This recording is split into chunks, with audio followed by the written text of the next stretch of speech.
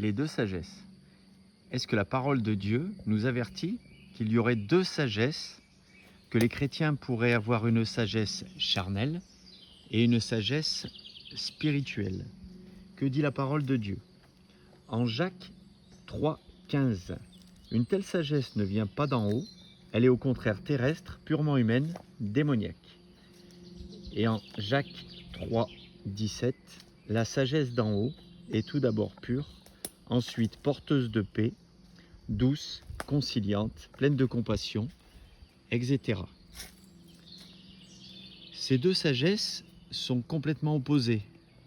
Et est-ce que ces deux sagesses sont liées avec les deux vidéos précédentes concernant les pensées humaines et le sacrifice perpétuel?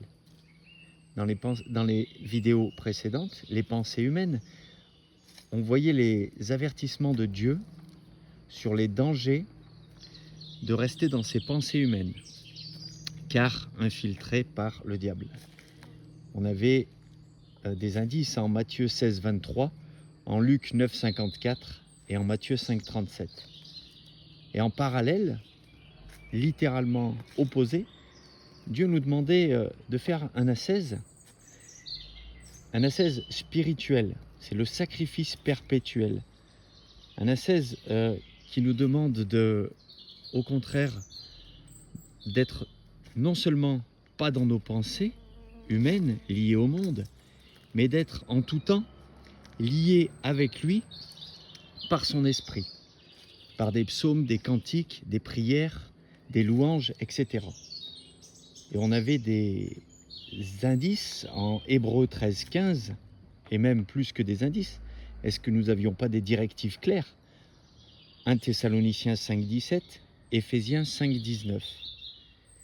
Et donc, cette opposition, on la retrouve aussi dans le parallèle en Galates 5, 16 à 25, qui oppose la nature humaine et les fruits de l'esprit.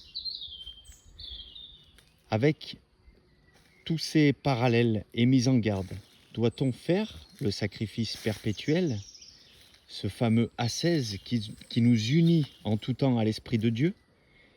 Est-ce que c'est l'entrée du royaume des cieux, ici et maintenant, qui permet de retrouver cette pureté de cœur de l'enfant et de contempler, d'atteindre cet état d'amour dont parle le Christ?